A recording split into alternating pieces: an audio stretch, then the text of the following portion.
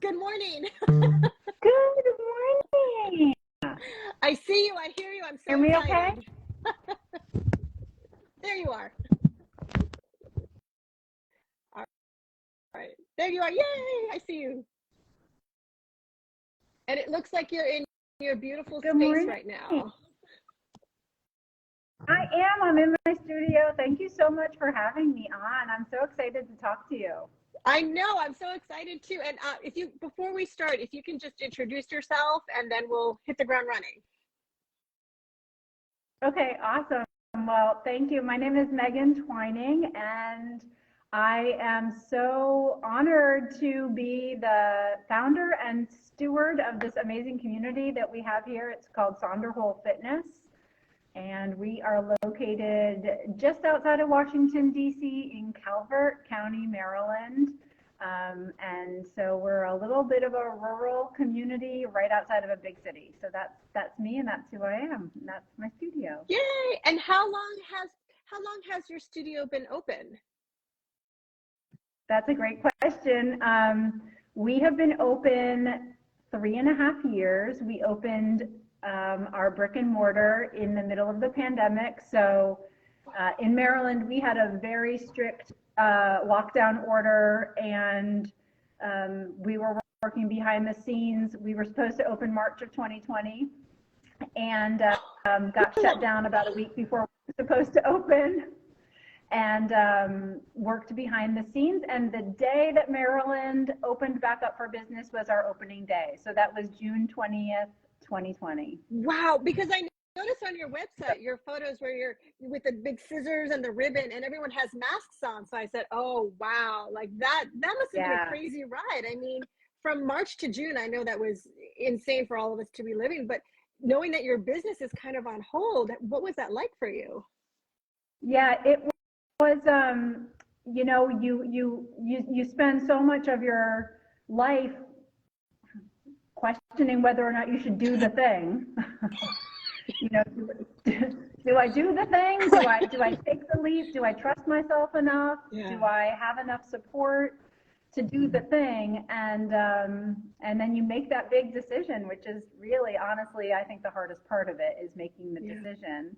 And then, so I made the decision in March of 2019 to open, and then went through all the things that you do to open a business and secure the funds and find the place and find the right people. And, you know, the steps go slower than you think that they should. And then like to have it all come to a halt. And I have to be honest, it was like foreshadowing for what the community was going to be, because we started advertising that we were going to be opening. We started advertising in January of 2020. And at that moment, I had a really generous amount of people buy into my pre-opening sale, which was, you know, dirt cheap, but like just get the people in the door. And when we had to close down and pivot and do online and tell people that we were still going to open, in the course of those 4 months that there was no action at all, only one person reached out to me and asked if she could have her $49 back. So it was just a testament to the community and how much they were willing to support this and how much it was needed. So like I said, we are in a very rural part of Maryland. And that's not my background. I've lived in New York City, which I know is where you are. I've lived all over in big cities. We've traveled internationally. I lived in Paris for 2 years. I lived in St. Petersburg, Russia. I've lived in Lithuania, like big city, capital cities. And so to like land here in this rural area was like, oh my gosh. I felt like maybe I was not like finding my community, and it was just a testament to like the community that wanted this to happen. So we opened, and it's been really great ever since. I'm not going to say it's been like perfect. It's, you know, ups and downs of owning a business, but the community really rallied, and I now feel it's my responsibility. I kind of feel like I'm a steward of the community to like help us keep going forward. And I love what you mentioned, because I think that there's a reality to the business of yoga, right? So it's not always going to be smooth sailing. It's going to be these bumps, and how we manage it and how we sort of persevere and navigate through them. Thank goodness we have our yoga, right? Because it makes it a little a little easier to sort of to make it through that part. So yeah, absolutely. I mean, it's like having that practice. I mean, yoga never felt so good, right? As like, actually, I think I need grounding, and that's what we tell our students, and I know you do too, is like, these are tools. Like, this isn't a fix. There's no magic pill, but like, life is coming at you in ways that you cannot control, and we all fall victim to anxiety and worry and overwhelm, and it's but there is this tool that if you practice it on the regular and you have it, and I like to say it's that automatic response. Is there automaticity to your response, or is it like I'm a deer in the headlights and I don't know what to do, and then like 5 days later I find, oh yeah, I remember yoga? Or is it like in your back pocket that you can have your moment of freak out and then like, okay, actually I can do this. And I think because we all freak out. And I think it's important to acknowledge that even as someone who has practiced for a long time or is continuing to practice, you will still have those moments of freak out. It will probably still happen, right? They're not going to go away. But what we hope is that, like you said, the tools to sort of navigate them and make it past that freak out point is what we're always, is the goal essentially for most of us. Exactly. Yeah. I was reading a little bit of your bio on your website, and you mentioned it briefly. You have had like 12 lives before you became, the founder of this studio. And from culinary school to traveling, and your very first movement class you mentioned was in St. Petersburg in Russia. And so in a ballet class. So how did you make the leap from ballet to yoga? Like, how did that jump happen? Or was it even a jump for you? Yeah, well, actually, you're sort of like spilling the beans on what we're going to talk about in our first weekend of yoga teacher training, which is coming up on Friday. We have a cohort starting on Friday, and this is what we talk about: is that the story of your life is exactly as it's meant to be, and the paths that you take and the choices that you make and the decisions that lead you to the next point, there is a way to beautifully put them together into the way that you want to show up in the current moment. And so, just like the Yoga Sutras, how it's like thread through. And so thank you for noticing that I've had 12 lives. I have, and I'm so grateful because for a long time I felt, I would say maybe guilty about having so many lives. I've invested time and I've invested money and I've invested effort and energy into things, and then they didn't like pan. Like, I'm not working in the food industry, but I graduated from the Culinary Institute of America and loved it and loved my time working in the industry, but I'm not anymore. But I'll tell you what I took from the food industry is I learned the power of being prepared. I learned to be able to anticipate what it was that the people I was serving, whether I'm serving them food or whether I'm serving them yoga, I could anticipate what it was that they needed. And then what I really love to make the connection about the food industry and my time there and then yoga is that you are producing something that is impermanent. A yoga class is 60 minutes, maybe 75 minutes, it's over. A meal, you sit down, go down to, Balthazar, and, you have your meal, you experience in this like cool atmosphere, amazing, like top-notch service, and then you leave. And so you have a small window of time to impact people's lives. And like, just like a meal, it nourishes your body for, a half a day, and then boom, you're on to the next meal. And that's what yoga's like. So I was able to kind of like make a connection of like, actually all that education I had in culinary is completely transferable to yoga. And so one of my favorite things that I like to tell people is that when 8th grade. I thought I was going to be an astronaut. You know, I watched the Challenger shuttle and you know, our first female astronaut, and I was like, that's going to be me. I'm going into space. And I even went to space camp. I went to space camp like, you know, like a real big space nerd.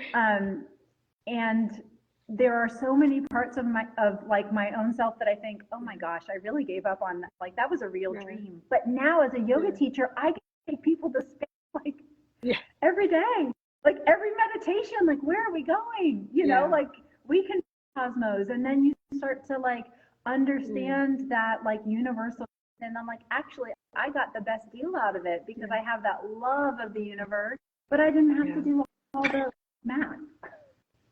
And what's probably a little bit of an unpleasant journey, right, to space. It always looks so, when they're going in the rocket ship, it looks very uncomfortable as well. So meditation is a smoother path to get there. Yeah, that's actually a really good point too, right? Like it is uncomfortable. The journey is uncomfortable sometimes, but the dream of where you're going keeps you in your seat. And I think it's important what you said too, and it's interesting about the guilt part of it. And anyone that's potentially looking to maybe change careers or start a teacher training, you know, I think there is a lot of trepidation and guilt about changing anything, but understanding that everything we've done in our past has led to that moment, and it all builds upon each other.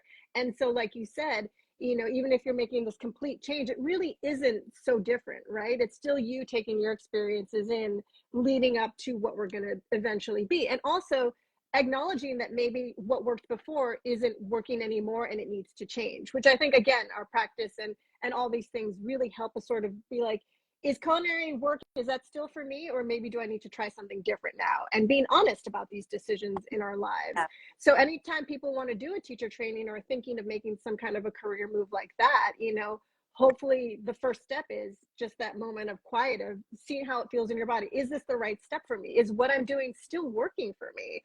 So I always tell people, I did a teacher training in 2008, and I'm not a yoga teacher, but it did lead me to this path of magazines, which I love, you know. So it can be a launching point for anyone to maybe try something new. So I always say, do a teacher training if you have the opportunity. So I'm glad that you're offering one coming up soon, because you never know where it's going to take you. And if anything, it might just be a way to meet some incredible people in your community, right?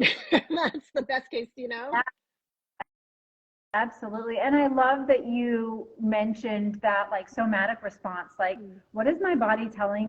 And I think that when I trusted that which was inside of me, that kind of kept like coming up, that whisper that like I really couldn't deny it. And I decided like that I was going to claim it. Like this is mine. Like this that's bubbling up inside of me is mine.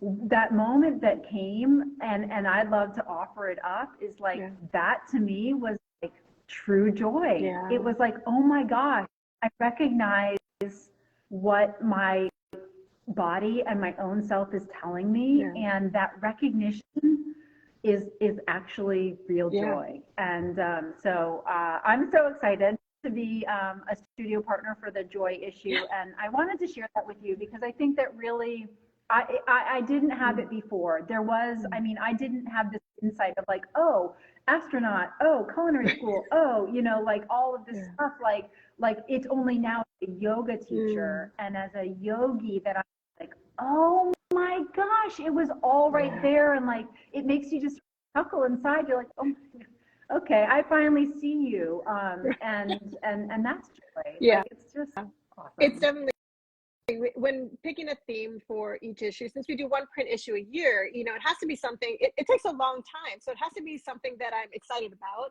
And joy was something that it might seem, it's not the first thing you think of. I think we take it a little bit for granted, quite honestly. You know, we don't really take time to sit and think, where is it coming from? How do I enjoy it? Like, how do I share it with the people around me? And so spending a whole year working on joy was really fun.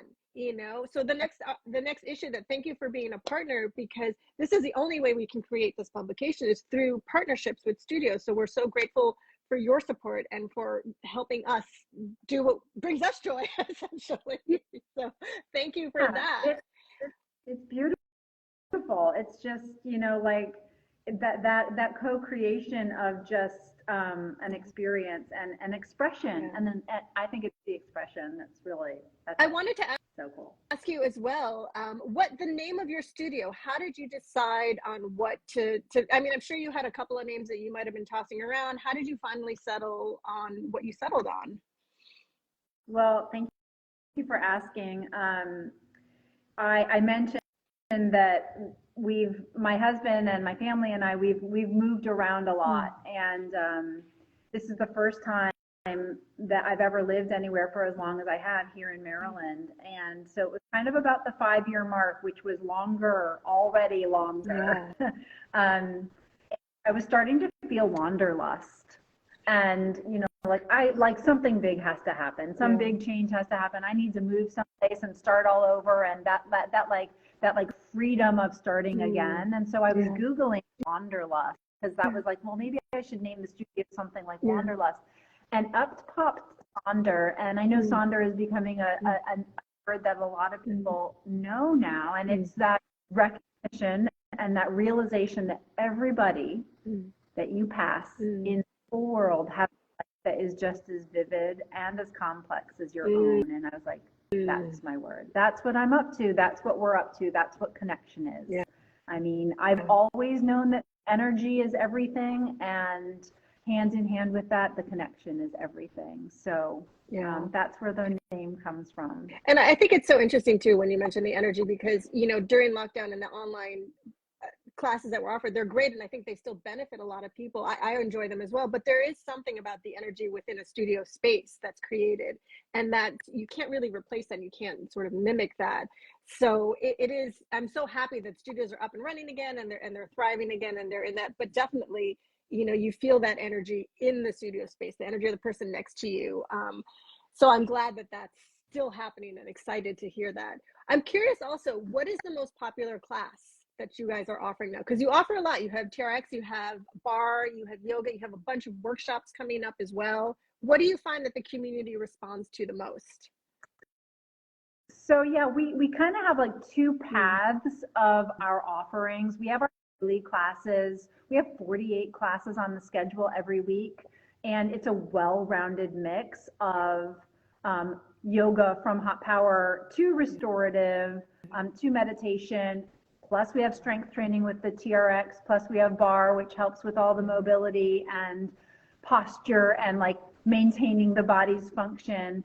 And then our second path, of course, is our yoga events. We've got retreats. We've got our yoga teacher training coming up. We've got workshops. We have a workshop coming up in March where we're bringing in somebody to dive into the Bhagavad Gita. We've got drumming coming in March. I saw that. We do live drumming while we have an amazing class. So like those are our two paths, but for the last 2 years, we have had one class on the schedule that has been the top performer, and like nothing touches it. And that is our restorative yoga class on Tuesday nights with one of the lead yoga teacher. Her name is Allie Lenhart, and she is just the darling of the studio, and everybody loves her energy. Talk about an ability to connect with people. And so that's our most, I think that's that, just like we were saying earlier about like culinary, like can you anticipate what the people need? Like they love that restorative aspect. Yeah. And I think that that is what an in-studio practice gives you that access to. It's like, in my opinion, I think that yoga studios are changing the landscape of how people connect. Now that more and more people work remotely, and there's not that like water cooler talk in everybody's life. I know some people have it. Yeah. Now people get to choose who it is that they want to connect with, and they're choosing to come to a place where wellness is just like oozing out of people's pores, and goodness is oozing out of walls, and what a beautiful choice. So that is our number one, is our restorative yoga. And I love that. I hadn't thought about that, but it's true, especially, you're right, with the hybrid and the remote work, there are less opportunities to socialized. So when you do, it's all the more special, right? It's not quite so forced, right? You're not forced to do something. Now we can do more things that we really enjoy doing, which is nice. Exactly, and it's great that you so many people work with others that they love. Like I love everyone I work with, and I work in a yoga studio, so I'm kind of like an outlier. But you're right. Like, I mean, in my opinion, I think that adds to the total picture of your whole wellness, of your whole fitness, of you, if you will, is like, do you have that luxury of choosing the people that you're spending time with, and are they good for you? Or are you an introvert and you're like forced to talk to someone around the water cooler, like, just to use that Saturday Night Live skit type idea, but like, because that can't be good for you. That can't be good for your body or your psyche or your emotions or where you feel like you're being used in the world. So I mean, what a blessing to be able to be home for people's connection. It's awesome. And it's interesting too. I do these IG lives with a lot of studio owners, and that is a common theme I hear, that the restorative classes are the most popular. And I find that so interesting because, I'm also, I feel like we've aged a lot in the last 4 years, like at more of a pace than normal, because it's been a very challenging couple of years. So before the pandemic, for me, it was vinyasa, move, sweat, burn everything. And now I'm the same. I want to be, soothed and relaxed and told that everything's okay, and to be in an environment where I'm supported. And for me, that's restorative yoga always.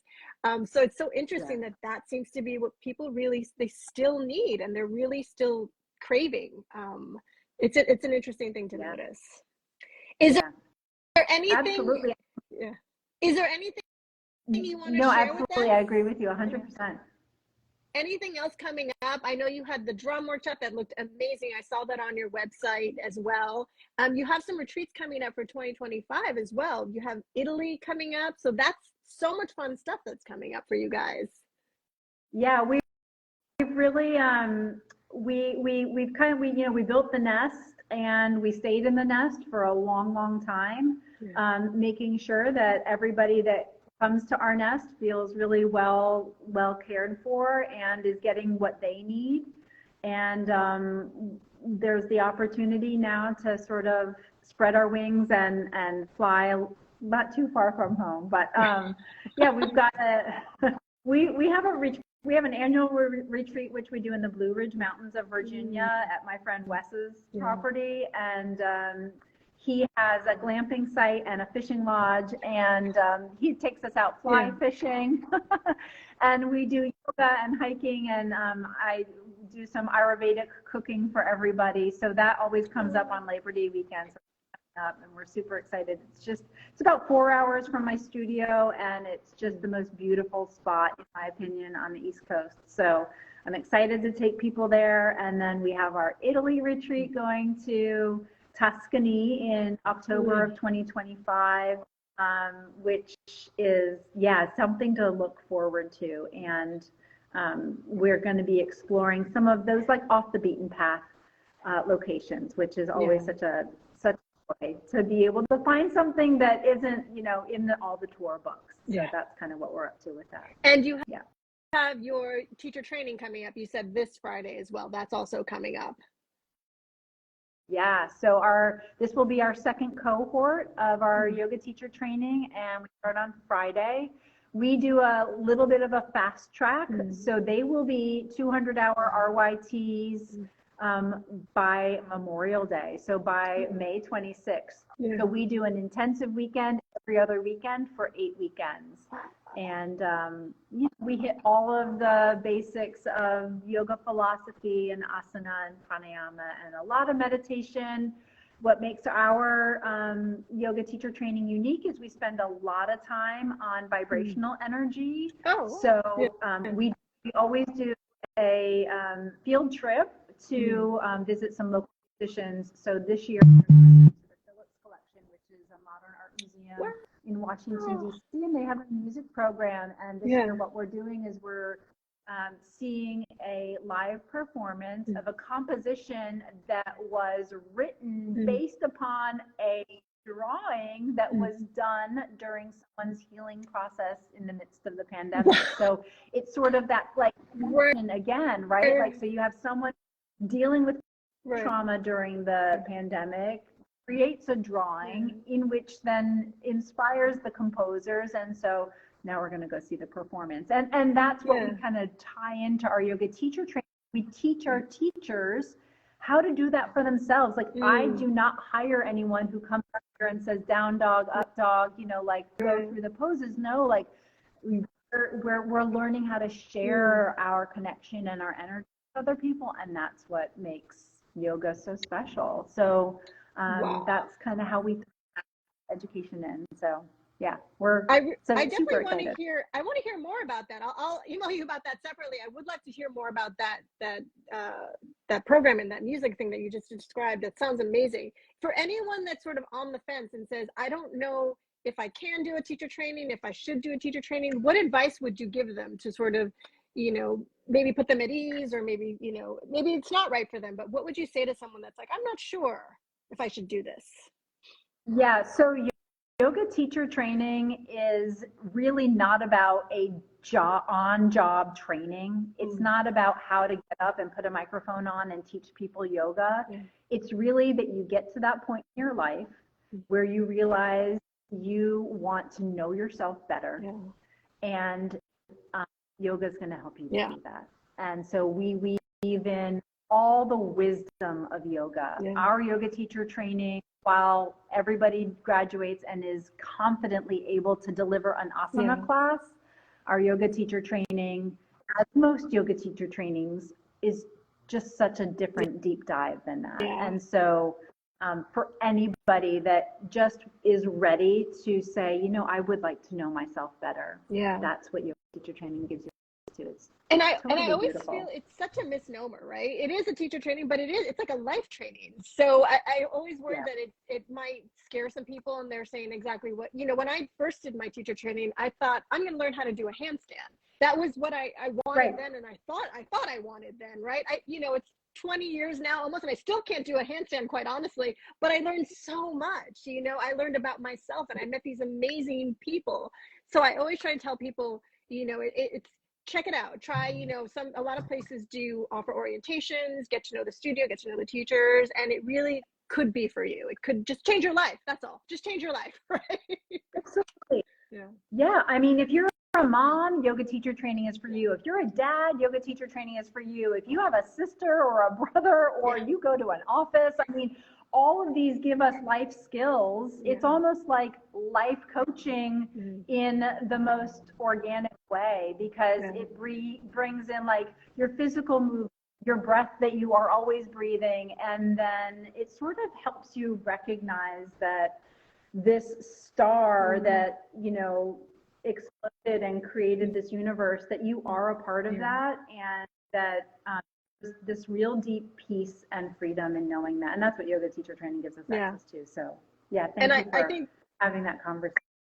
And I think your name sort of describes it as well. You put the words whole fitness into sort of your name, essentially. So you are exploring not just the asana, but every part of it, you know, music, life, cooking, food. And I think that's really important. And I think, you know, that just, it makes us better humans, right? Hopefully. That's all we can hope. Yeah. Well, thank you so much for chatting with us today, and for joining us for our next issue, which is launching in June. We will be sending your studio copies of the print publication. So we are so grateful for your support and for joining us today and for hearing your story. And we hope it will inspire people to maybe open their own studios, or, you know, try something new, or listen to their heart and, you know, try a new path if that's what they need in their life. So thank you so much for joining us today. I will send you the link for this recording, and then you can share it with your community if you'd like. Awesome. Thank you so much. I'm grateful to you, and I'm grateful to your magazine and all the work that you're doing. Thank you for including me in what you're up to this year. Thank you. Have a great day. Thank you. Namaste. Bye.